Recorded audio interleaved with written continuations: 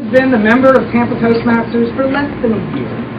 Her second speech, Organize Your Speech, is out of the confident communicator. I'm reading her handwriting. We don't write in English on our planet. It's all foreign to me. It's all alien. The Confident Communicator Manual. Katie was born and raised in Tampa, Florida, which inspired her speech tonight, a Tampa girl. Kathleen O'Brien.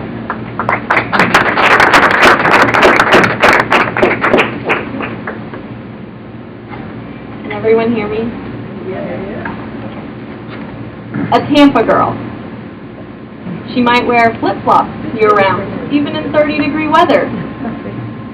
A Tampa girl has heard her dad say that smell in the car is just the bay, when the bay is nowhere in sight. A hurricane hasn't scared her yet. She'll be kayaking to her friend's house down the street. While those all sound generic, they're very true. If you Google, what is a Tampa girl, that will be in the list. But as Mary Ann Giese might ask me, who am I? I'm a Tampa girl. And what makes me a Tampa girl I can explain in 3 words. Kathleen O'Brien. Kathleen. The story of my parents is for another day, but in order to understand where I got Kathleen, you have to know a little bit about my dad. He didn't want to get married, and he didn't want kids. But I always say, if you want to make God laugh, tell him your plans. So when my mom found out that she was having a baby, they struggled on what to name me. My dad hated Katie, but he loves Kathleen, so they settled. He still calls me neither. I'm Kate. Corral. Not a gathering and not a pen for horses. They are sisters. 7 girls and each an individual. The Tampa Tribune published this article on September 12, 1958. The sisters they are referring to are Eva, Sylvia, Bertha, Grace, Leela, Flavia, and my grandmother, Maria Josefa. Their father, Manuel Corral, was born in Spain and moved to Cuba when he was young.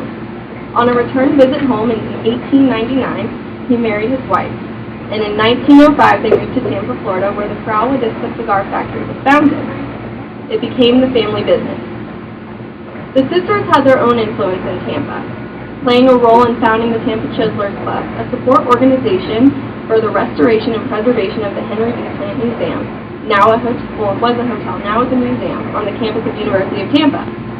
The portrait of the 7 sisters, which is seen here, was painted by Jack Wilson in 1952. He considered it to be his lifetime masterpiece.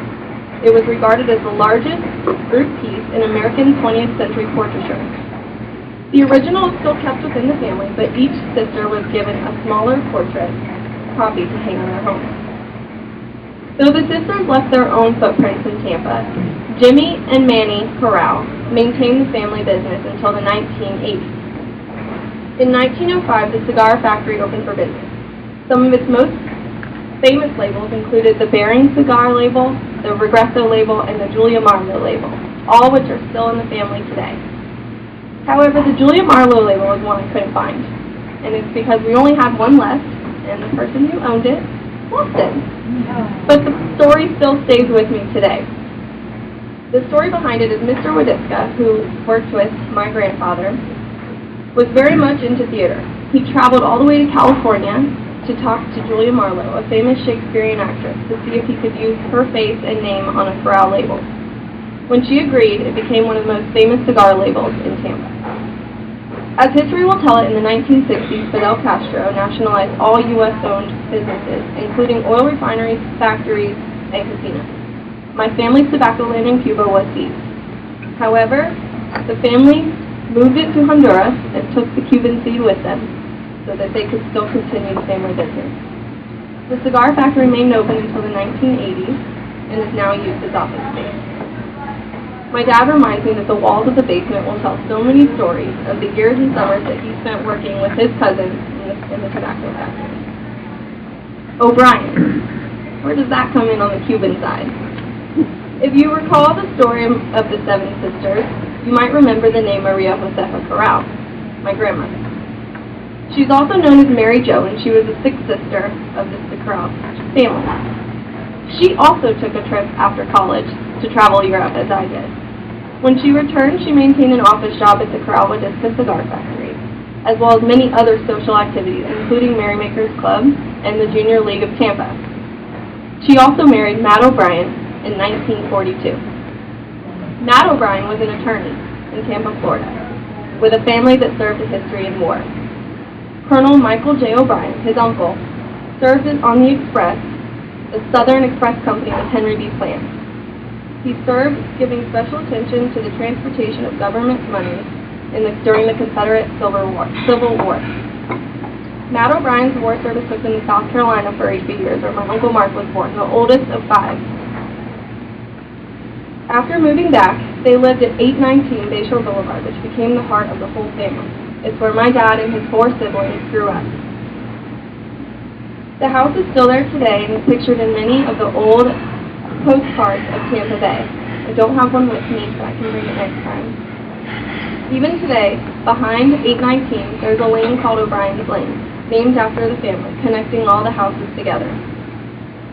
The history books that you read will help you appreciate your hometown and where you came from in its development, our country and its limited archives. But it cannot offer you how you got to be you, sitting right there. Or me, Kathleen O'Brien. It won't tell you the cherished stories shared over the holidays, over a bedtime story, or in my case, the back porch family happy hour.